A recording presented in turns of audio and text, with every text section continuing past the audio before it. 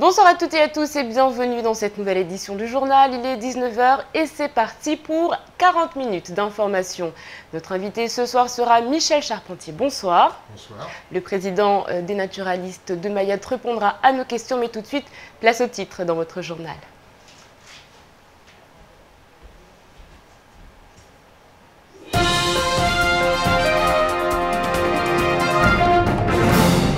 La dissolution du SMIAM semble actée.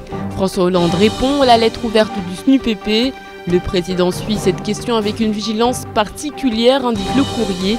Le GIP semble donc en marche, mais les élus, eux, se sont déjà positionnés. Il faudra donc attendre la fin des élections pour connaître l'avis des prochains maires. Et à quelques semaines des échéances électorales, Médecins du Monde rend public son enquête menée sur l'accès aux soins et notamment du côté de Koungou. L'organisme demande la facilitation de l'accès à l'eau et à l'hygiène des plus précaires. Mayotte tout entière est en plein cœur du sujet. Nous nous sommes rendus dans la commune.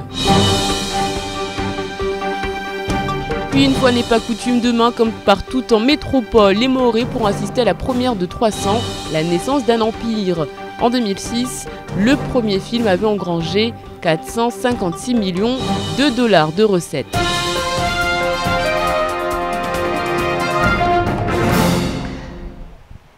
Mais avant de développer tous ces titres, sachez que le syndicat des pêcheurs professionnels de Mayotte était dans les locaux de la DIECT ce matin afin d'aborder une problématique particulièrement épineuse.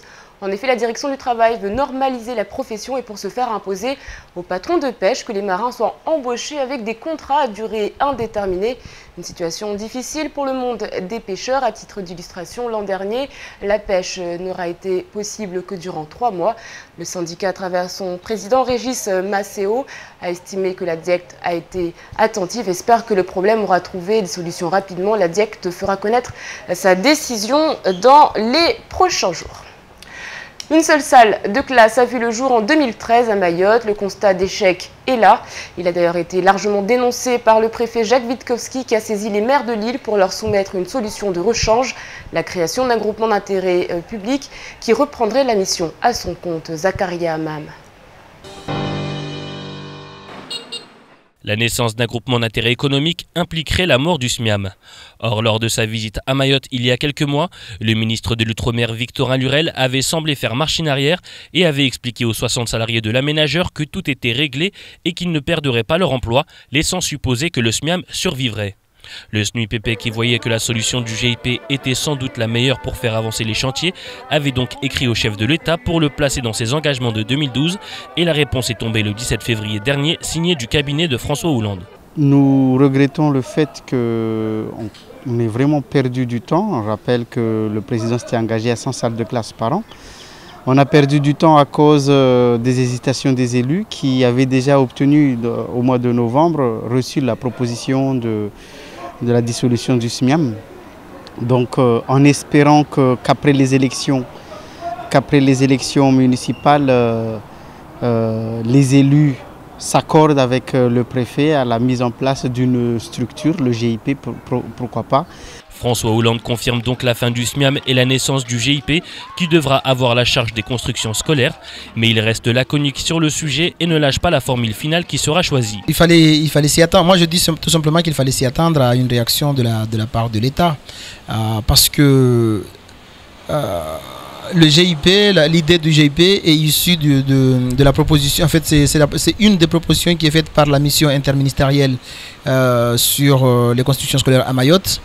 Et comme les maires ont refusé dans un premier temps la proposition du préfet, il fallait s'y attendre.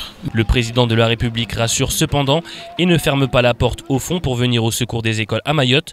L'enveloppe de 10 millions d'euros reste donc garantie et elle pourrait même être plus importante au regard des difficultés. C'est en tout cas ce qui est permis d'espérer à la lecture du courrier. De son côté, le préfet de Mayotte a relancé les maires sur le sujet et au lendemain des élections municipales, beaucoup de choses devraient changer avec ces disparitions annoncées et confirmées du SMIAM. Près de 2 millions d'euros, c'est l'enveloppe qui sera allouée à Mayotte pour la mise en place d'un plan d'action autisme. Une enveloppe qui s'étalera sur 4 ans et qui doit aider à mettre en place des actions concrètes. Shakila Issouf et Fred Suleiman. Le plan Autisme 3 prévoit 1 700 000 € pour la Corse pour 320 000 habitants, Mayotte 200 000 habitants, 1 900 000 €, La Réunion 8 400 000 €, Guyane 175 000 habitants, 4 millions d'euros. La ministre de la Santé, Marisol Touraine, a été contrainte d'intervenir pour expliquer très clairement que la mise en œuvre du 3e plan autisme avait été faite dans le strict respect de ces orientations basées sur les recommandations de la Haute Autorité de Santé et de l'Agence nationale de l'évaluation et de la qualité des établissements et services sociaux et médico-sociaux. L'autisme, c'est une maladie, qui doit être prise en charge par tout le monde, par le pédiatre, par un médecin généraliste, par les psychiatres, et puis par une équipe pluridisciplinaire, parce qu'il faut des psychologues, il faut des kinésithérapeutes, il faut aussi ce qu'on appelle des psychomotriciens. Donc ici, on est loin du compte, ça c'est sûr. Maintenant, si ce que vous voulez savoir, la définition, c'est une maladie qui exactement va engendrer un problème dans le développement.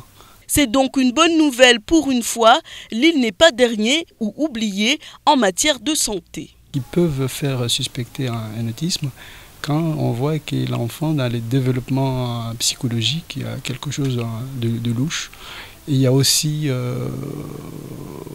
un problème émotionnel. Les enfants qui vont rigoler même là où il ne faut pas, ou qui vont rire là où il ne faut pas, d'une manière un peu bizarre. Et puis avec un retard intellectuel. Ce sont des signes, ce sont des symptômes qui vont faire suspecter qu'il y a un autisme et qui peuvent faire déclencher une consultation. Lors de sa visite en décembre 2013, Marie-Arlette Carlotti, la ministre déléguée auprès de la ministre des Affaires sociales et de la Santé, chargée des personnes handicapées et de la lutte contre l'exclusion, avait suscité beaucoup d'espoir. Elle avait été touchée par ce qu'elle avait vu et avait promis, avant de repartir, que Mayotte ne serait pas oubliée. Médecins du Monde a rendu public une enquête menée dans 14 villes où l'association intervient, dont Marseille et Kongou. Le constat est inquiétant. L'ONG déplore l'insuffisance des dispositifs sanitaires et sociaux au sein de cette commune dont l'immigration est importante. Soni Chamsidine, Abbas Alidi et Leslie Vimenet.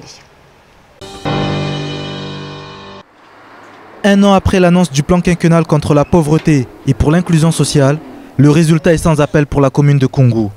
Au cœur de ce bidonville de la commune, l'accès à l'eau et à l'hygiène sont insuffisants, alors que les squats et les déchets se multiplient. En plus de ces problématiques, les conditions n'ont pas évolué en matière de soins pour la population. Ils sont nombreux à être en situation de précarité et plus encore à vivre dans la clandestinité.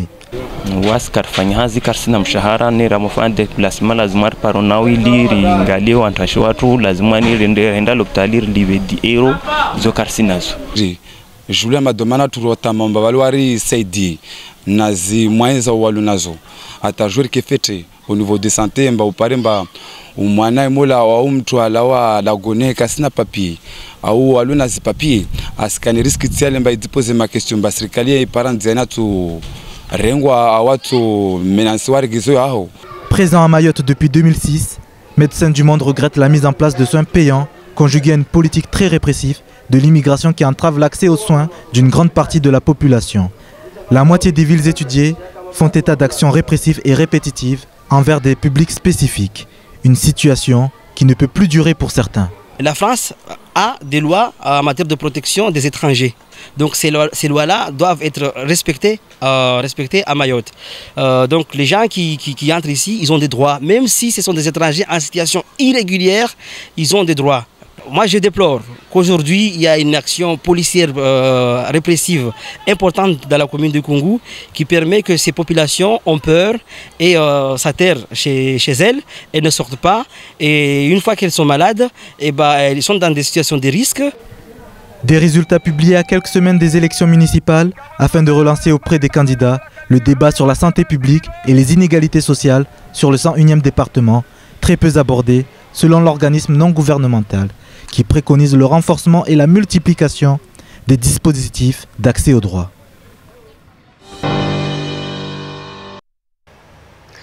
Dans l'actualité également, ces faits de violence qu'ils se multiplient. Avant, on attendait la tombée de la nuit pour accomplir ces méfaits. Aujourd'hui, même la lumière du jour ne dissuade pas les délinquants d'agir. En témoigne cette agression qui s'est déroulée aux alentours de 13 h hier du côté de la Convalescence. Les images sont signées Abbas Aliti. Le quartier de la Convalescence n'est pas réputé pour sa tranquillité. Il y a quelques mois, c'est ici qu'un Allemand, alors qu'il visitait le coin, se fait sauvagement agresser, probablement afin de dérober aux touristes ses effets personnels. Mais là, l'attaque semble gratuite. Hier, en début d'après-midi, cet homme se fait prendre à partie par quelques jeunes âgés de 6 à 16 ans. J'ai attrapé le grand par la main, j'ai dit qui a fait ça, il m'a dit tu veux te battre? Tu veux te battre, tu veux la bagarre, et c'est parti à partir de là, ils me sont rentrés dedans. Bon, j'ai réussi à frapper le grand, j'ai asséné un coup dans le ventre, il était plié en deux au sol, et puis les autres se sont pris à moi. D'ailleurs, vous voyez, j'ai un bleu sur l'œil. Ils se sont enfuis, je les ai poursuivis, ils m'ont balancé des bouteilles, des verres, des cailloux, voilà, tout y passait. L'histoire ne s'arrête pas là puisque l'homme compte bien retrouver les 9 jeunes. Aujourd'hui, ce sentiment d'impunité exaspère la population. L'État ne voudrait peut-être pas suivre ce que nous leur proposerons, mais nous-mêmes, dans le quartier, dans les villes, je pense que nous ferons la loi nous-mêmes. Tant pis pour ce qui arrivera, un jour il y aura un dérapage, il y aura mort d'homme, tant pis, mais on trouvera la solution nous-mêmes.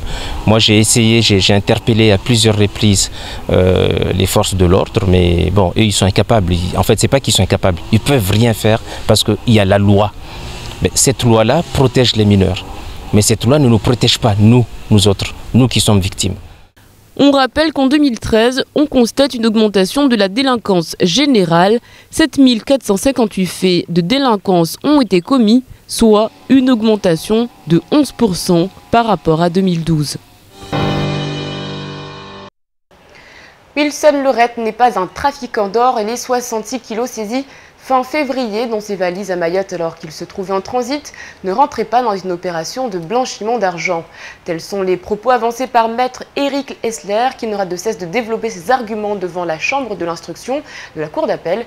Aujourd'hui, le verdict est tombé dans cette affaire qui aura fait couler beaucoup d'encre. Rappel des faits avec Zakaria Hamam. Wilson Loré, réunionnais âgé d'une trentaine d'années, a été interpellé à Mayotte avec dans ses valises 66 kilos d'or.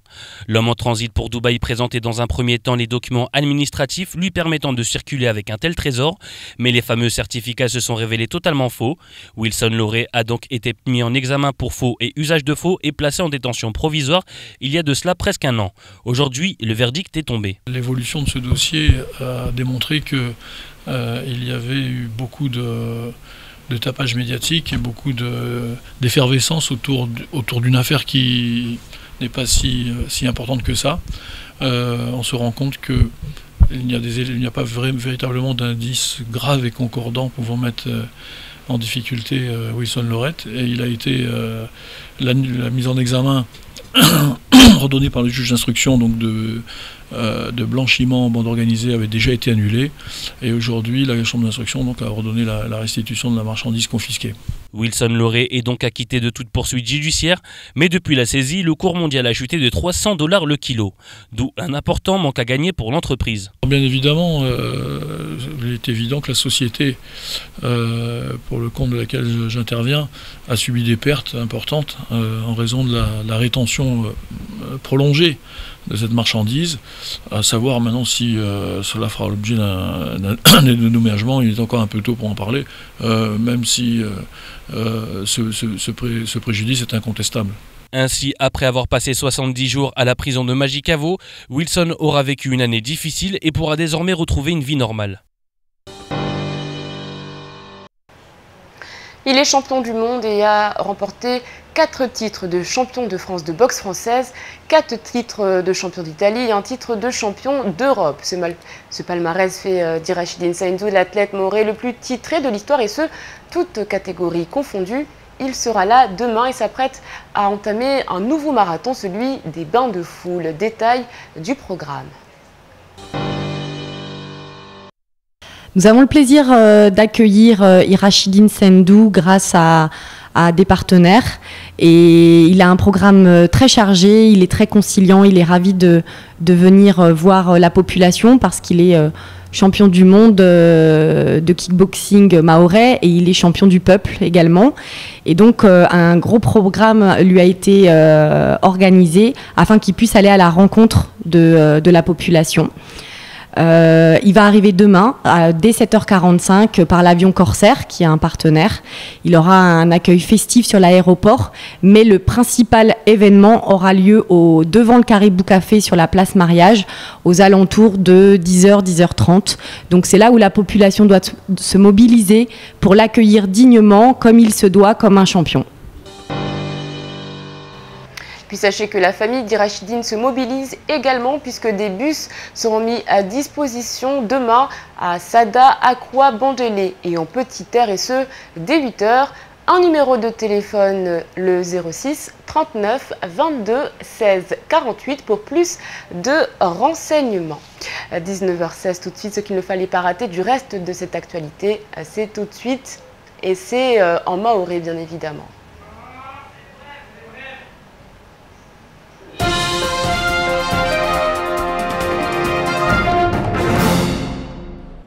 Le président du Conseil général, Daniel Zaidani, a reçu mercredi Jean-François Deveau, directeur général délégué de la compagnie aérienne mahoraise EWA, et Tahani Madi, responsable commercial. Si l'ouverture de la ligne entre Mayotte et Pemba a été confirmée pour le 31 mars, il subsiste des difficultés sur la liaison Mayotte-Anjouan. Celle-ci figurait parmi les plus importantes dans la mesure où 4 rotations devaient être effectuées chaque semaine. Son ouverture programmée au 4 mars n'aura pas lieu. Celle-ci est reportée au 22 mars. Raison avancée, toutes les conditions opérationnelles d'exploitation ne sont pas réunies sur l'aéroport d'Anjouan. Une solution de réacheminement a été proposée aux voyageurs qui avaient réservé des billets et devaient s'envoler dans les prochains jours. Le salon de l'agriculture touche à sa fin avec Mayotte présente aux côtés de la Réunion. Plusieurs informations sont à retenir du rendez-vous. La Chambre de l'agriculture, de la pêche et de l'aquaculture avait fait le déplacement. En effet, la CAPAM vient de prendre la présidence tournante de l'Office de développement de l'économie agricole d'outre-mer. Avec une CAPAM paralysée depuis des mois et un bureau bancal, la tâche sera ardue. L'ancienne présidente guyanaise Gabrielle Nicolas, elle, a une pensée pour le territoire en expliquant que malgré les aides dont le territoire allait bénéficier, la mise aux normes restait un sacré challenge pour les Mahorais. Le centre équestre de Ajangwa est aujourd'hui confronté à un problème de développement et recherche des financements pour la pérennisation de ses activités économiques et sociales. Dans la ligne des assises du tourisme, le projet qui représente quelques dizaines de milliers d'euros ne voit pas le jour. Élus et État font la sourde oreille. Pourtant, le centre équestre du Lagon accueillait chaque année 2500 enfants scolarisés, handicapés ou en réinsertion et prend en charge 500 d'entre eux à ses frais. À ce jour, personne n'a écouté ou reçu les gérants du site. Pourtant, les actions sont nombreuses. Formation de réinsertion, de jeunes placés en famille d'accueil, accueil de groupes scolaires et périscolaires, accueil des associations, centres aérés et centres de loisirs. Les projets de développement pour l'île sont importants, mais la structure reste sans réponse ni aide des services de l'État.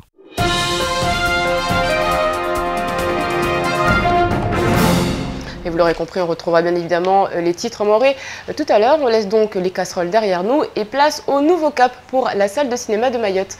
En effet, pour la première fois, un film à l'affiche en métropole pourra également être projeté sur le territoire. Ce film, c'est tout simplement la suite du fameux 300. Shakila Issouf.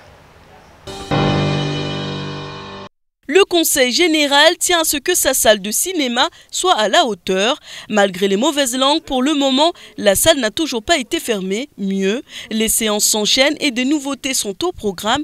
Le directeur du service culturel du Conseil général, Alain Kamal Martial, souhaite offrir aux cinéphiles mahorais un programme digne de ce nom. Ce mercredi 5 mars à 20h30 aura lieu l'avant-première du film 300, la naissance d'un empire, une sortie qui se fait pour la première fois comme en métropole. Steady your hearts. Look deep into your souls. Seize your glory!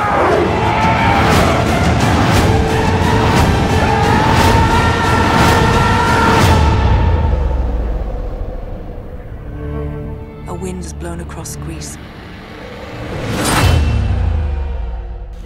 Et là, c'est la salle du cinéma Alpaggio, grâce aussi à son fournisseur, qui va acheter sa licence avec son projecteur numérique et elle va se mettre à l'heure de la sortie nationale des films. Le Conseil général est heureux de convier les Mahorais à cette séance. En cette période de vacances scolaires, le film promet de divertir les cinéphiles. Elle raconte l'histoire d'un général grec, Thémistocle, qui tente de mobiliser toutes les forces de la Grèce pour mener une bataille qui changera à jamais le cours de la guerre. Il doit désormais affronter les redoutables Perses emmenés par Xerxès, homme devenu dieu, et Artémise à la tête de la marine perse. C'est également donné aux Mahorais la possibilité de toucher, tout en restant ici à Mayotte, les problématiques du monde aujourd'hui. 300, par exemple, c'est un film qui parle de la révolution des esclaves de Sparte. Donc tous les gens qui viendront voir ce film auront, dans leur culture générale, la connaissance de cette révolution des esclaves qui a eu lieu dans l'Antiquité grecque. Voilà. Les places sont limitées. Pour toute réservation, appelez au 02 69 64 95 18. Le cinéma reste ouvert et nous surprend chaque jour. Le meilleur est à venir. Voilà, ça fait rêver, hein, tout un spectacle. N'oubliez pas donc de réserver au 02 69 64 95 18. Ce qu'il ne fallait pas rater de ce mardi 4 mars et tout de suite. Et cette fois-ci, oui, c'est en Mahorais.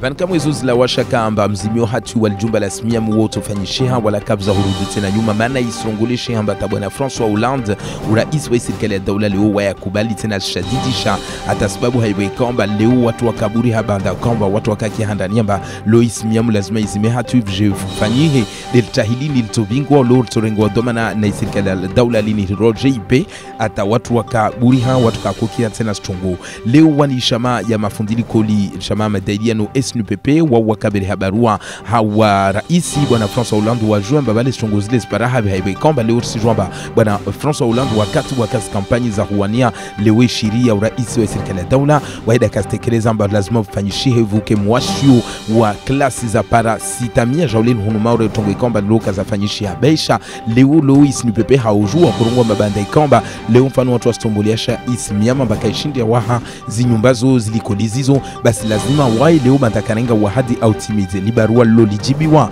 na wini kabine ya bwana François Hollande weleza amba kweli leo zozilawasha kamba isimiamu yoto zmohatu IGP yoto fanyishiha na zmarkezo stobeleha zilikolizo zuwahe safike tongo ikamba isongolesha amba envelope yo mkinisha eto vinga milioni 10 jauleni be yebazini tongo kamba stotosha leo hawe kamba watu wasilinda amba kweli sahemani leo isimiamu ijezime hatu hahiju mfano uraingalia ya himafikira uraisi leo ya mamira ya hunmaure bwana Ibrahim bwana hiri waya surungwa mba kweli leo ya mamera waka kubali yamba leo isimiamu izimwe hatube banda kamba watu talibano wajota huwa mamera wavia waudu waturenga utena za usatua neka watu kubali yamba babu isimiamu izimwe hatu watu walishe tu JPO au banda kamba JPO itufanya hazi be ya mamera mavia eba watu kubali tuamba isimiamu ikebawu ifanya hazi zangina togo kamba yema suala mengi ya ujidisa sabke bano watu wasilinda tu neka leo kweli JP ifanyisha neka isimiamu itozima hatu au itolisha tu bavuni ifanya hazi na marahi yangina. Allez, tout de suite, on fait le point sur votre mercredi. Demain, bonne fête à Olive, Olivia et à Virgile. Virgile, justement, Publius Virgilius Maro, poète latin, auteur de l'Énéide, récit épique, considéré comme le chef-d'œuvre de la littérature mondiale, qui a une influence considérable sur les écrivains européens. Nous retiendrons donc cette citation « Le temps emporte tout, l'énergie comme le reste ». Allez, tout de suite, sans transition, place à la météo d'Ornella Péride.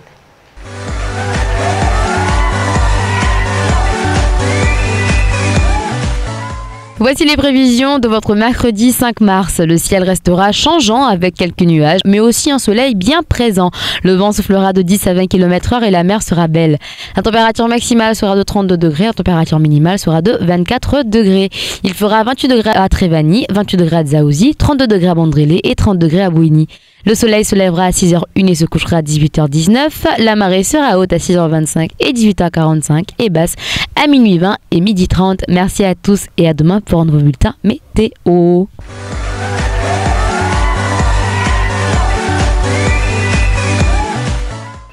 19 19h26 dans quelques instants. Nous reviendrons donc sur ce dossier, les décharges à Mayotte et les naturalistes donc, plus toutes les associations environnementales qui aujourd'hui montent au créneau. Nous reviendrons donc sur cette actualité avec mon invité qui n'est autre que Michel Charpentier. Restez avec nous dans quelques instants, juste après cette courte page de pub.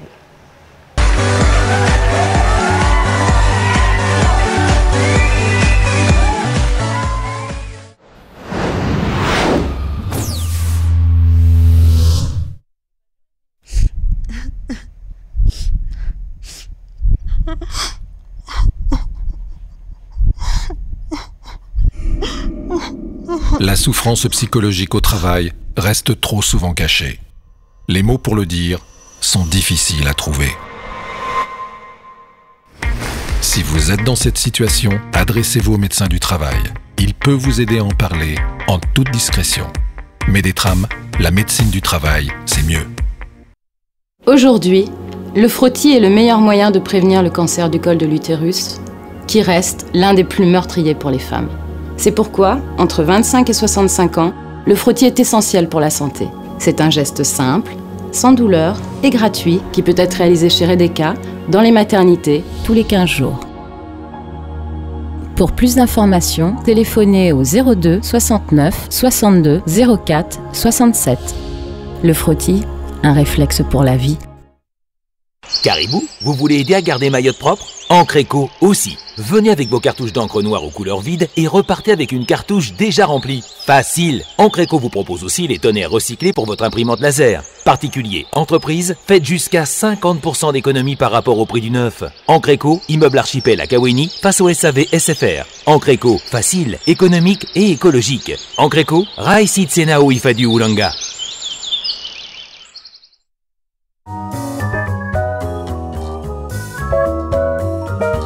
Parabole est heureux de vous annoncer le mariage du meilleur du foot et du ciné. Dévorez l'offre gourmande de 78 chaînes, incluant le pack Foot Ciné Série Big Sport OCS, pour seulement 14,90 € par mois, jusqu'à 3 mois.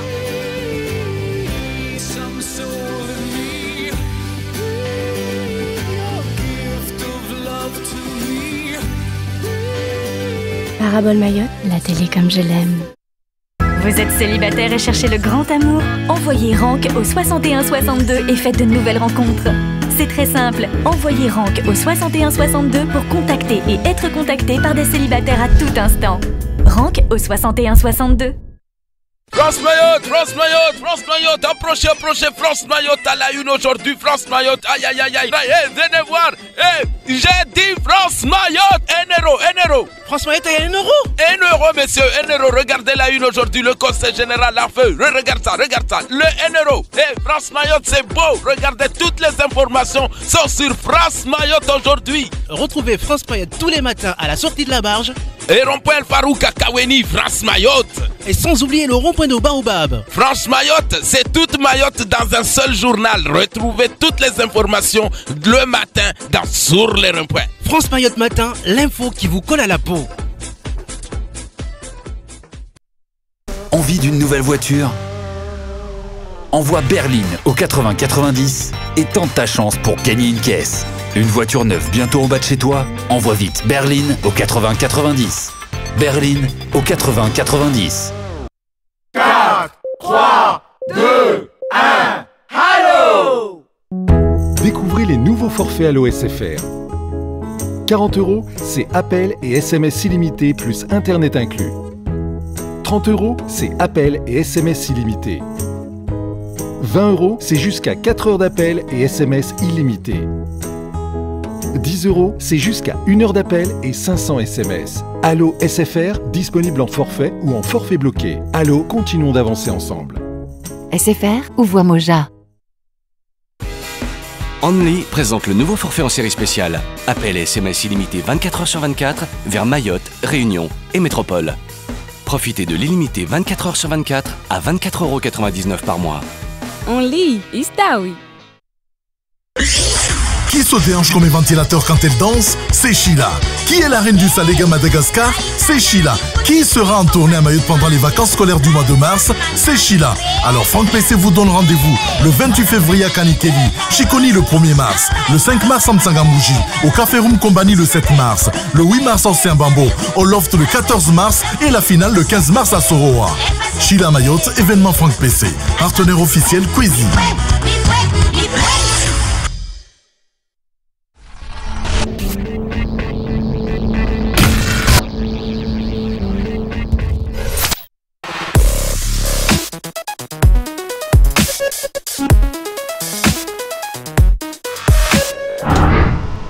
18h, 20h, la bonne humeur vous est présentée par Coca-Cola.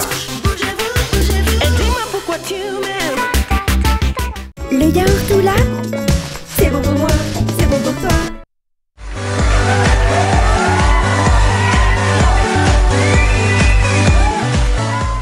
Bon appétit si vous êtes à table tout de suite sur KTV, reçu par Abi, Saïd Adinani, Michel Charpentier, des naturalistes de Mayotte et l'invité de la rédaction.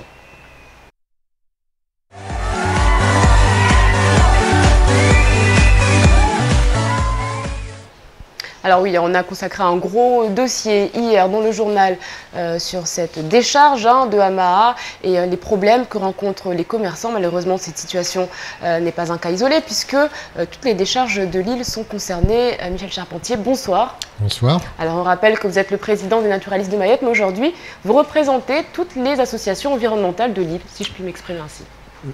En tout cas, je pense pouvoir m'exprimer en leur nom parce qu'effectivement, nous sommes tous agacés et même énervés par la gestion catastrophique des déchets à Mayotte.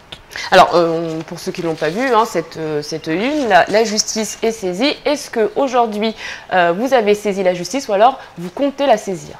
C'est en cours. On rappelle donc que c'est à cause des décharges publiques qui devaient normalement être fermées depuis le 1er janvier 2014. Aujourd'hui, la faute à qui? Je vais même remonter un petit peu plus loin. Moi, j'ai souvenir en 2005 d'avoir eu une discussion avec un responsable de l'environnement qui m'expliquait, et j'en étais très convaincu à l'époque, que dans moins de 2 ans, c'est-à-dire en 2007, la décharge de déchets ultimes de Zoumonier ouvrirait et que désormais, la question des déchets ne serait plus qu'un vieux souvenir. On nous a baladé comme ça pendant des années et des années en disant demain, la décharge de Zoumonier va ouvrir. 10 ans après, on est toujours au même stade. Et on s'aperçoit que la décharge n'est toujours pas ouverte. En 2013, le préfet de Mayotte a dit de manière très ferme aux maires et aux syndicats de collecte au 1er janvier, quoi qu'il arrive, je fermerai toutes les décharges. On est au mois de mars, les décharges sont encore toutes ouvertes. Certaines fument encore et par-dessus le marché, le centre de Zoumonier n'est pas encore complètement opérationnel. On nous demande encore plusieurs mois avant qu'il soit ouvert. Donc ça commence vraiment à bien faire parce que d'une part c'est un problème de santé publique. Les décharges empestent de manière insupportable les gens qui vivent autour. Moi j'étais cet après-midi à faire le plein d'essence à Jumbo Score. Ils ont des masques, les employés qui travaillent dans ce secteur. On l'a vu hier en tout cas. Voilà, c'est ça. Ils ont un masque, et heureusement pour eux, mais c'est vraiment tout à fait insupportable. Les gens qui sont en Petite Terre ou à Chirongui, eux, ont en plus l'énorme désavantage d'avoir les fumées toxiques qui recouvrent les zones d'habitation. Donc c'est vraiment un problème sanitaire. En plus, tout le monde le sait, tout le monde sait que c'est dangereux, mais personne ne fait rien parce qu'on dit demain il y aura de Zoumonier et ça fait 10 ans que ça dure. Alors c'est vraiment quelque chose de très agaçant de continuer à entendre ça et de continuer à entendre tous les acteurs de ce dossier, qu'il s'agisse des élus, qu'il s'agisse des syndicats de collecte, qu'il s'agisse de la préfecture ou du conseil général. Chacun joue une partie de ping-pong pour se renvoyer la balle et les choses n'avancent pas. Et qui en fait les frais? C'est la population, c'est l'environnement, c'est aussi l'image de Mayotte. Alors je vais répéter ma question, à qui la faute? Ben, la faute, elle est un petit peu à tous ces gens qui se renvoient la balle, justement, en jouant une petite partie de ping-pong. Et ça commence quand même vraiment à bien faire. C'est pour ça que récemment, Mayotte Nature Environnement avait écrit au préfet, très poliment, pour lui demander une première mesure immédiate qui aurait été de faire cesser le brûlage des décharges, qui est très nocif pour la santé. On n'a même pas eu de réponse. Alors si on n'a pas eu de réponse, eh ben, on va s'adresser plus haut, on va s'adresser auprès des ministres, on va s'adresser à la justice, on va s'adresser s'il le faut à la Commission européenne qui a financé quand même des infrastructures qui devraient être en service depuis le 1er janvier 2014 et qui ne le sont pas. Alors si vous portez l'affaire au tribunal, contre qui portez-vous plainte? Alors sur ce sujet particulier, laissez-nous la possibilité de monter le dossier avec nos conseils juridiques.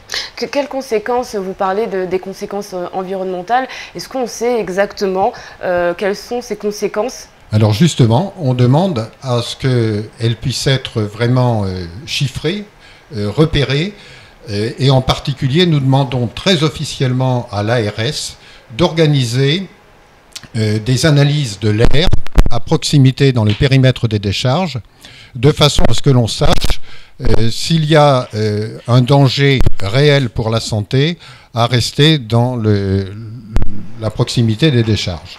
Alors c'est vrai que on parle des décharges en général, mais hier nous parlions de la décharge de Hamaha et les commerçants ont donc envoyé un courrier au préfet, ils ont envoyé un courrier à l'ARS et donc au conseil général plus à la mairie, puisque c'est la mairie qui est normalement en charge de cette décharge. Et puis c'est assez surprenant de voir justement, comme vous l'expliquez, ces acteurs qui expliquent que par exemple la préfecture a un rôle de surveillance et pas forcément de répression, mais que les actions sont menées même si elles ne sont pas visibles. Ah ben, je vous rassure, chaque interlocuteur vous explique que les autres ne font pas vraiment ce qu'il faut pour sortir de ces difficultés. Mais justement, il faut vraiment, s'il n'y a pas d'autre solution que de taper du poing sur la table, eh bien c'est ce qu'on l'on fera. Parce qu'il faut vraiment que ce dossier avance. Sur le plan sanitaire, par exemple, c'est quand même pas négligeable. Outre le fait de la puanteur qu'il peut y avoir tout autour de la décharge d'Hamaha, les dioxines, qui sont les gaz brûlés des décharges, on sait que ces gaz peuvent être cancérigènes. La dioxine, je le rappelle, c'est le fameux gaz qui s'était échappé de l'usine de Seveso en Italie et qui avait provoqué une catastrophe considérable. Eh bien, là, il faut vraiment qu'on s'intéresse à cela. C'est pour ça qu'on demande des analyses de l'air, qu'on demande à la population qui souffre éventuellement de difficultés respiratoires dans la zone de proximité des décharges, de se faire connaître auprès de nous. Et ça fera partie des dossiers que l'on portera en justice si nécessaire. Alors, on l'a vu, vous comptez également faire appel donc, à France Nature Environnement, donc qui est quand même comme support juridique, voilà, qui est quand même une association assez conséquente. Donc aujourd'hui, est-ce que la conscience de l'environnement à Mayotte va passer par les associations environnementales? Ah ben, espérons-le, parce que pour l'instant, ça n'a pas l'air d'être vraiment pris en compte par les autorités avec un A majuscule. Parce que, par exemple, sur toute la gestion des déchets, que ce soit la décharge de Zoumonier, l'ensemble, les associations environnementales ne sont ni associées ni consultées. Et en plus, on ne répond pas à nos courriers quand on essaie d'obtenir des explications. Donc, eh bien, si ça doit passer par les associations environnementales, cette réaction, eh bien, tant mieux. Tant mieux. Et en tout cas, moi, j'invite la population à signer la pétition qui est en circulation actuellement du côté d'Hamaha, à se faire connaître s'il y a des difficultés respiratoires, je vous dis, dans la proximité des décharges, et puis à soutenir notre action pour qu'on puisse vraiment commencer à sortir de cette préhistoire de la gestion des déchets que l'on connaît encore à Mayotte. Merci beaucoup Michel Charpentier, merci beaucoup d'avoir répondu à toutes nos questions. C'est la fin de cette édition, merci de l'avoir suivi. On se retrouve demain pour un nouveau journal. On rappelle que notre invité sera le champion du monde de kickboxing, Irachidine Sain, qui sera avec nous demain soir donc, sur ce même plateau. En attendant, je vous souhaite une excellente soirée sur KTV. On se retrouve demain. Kwaheri.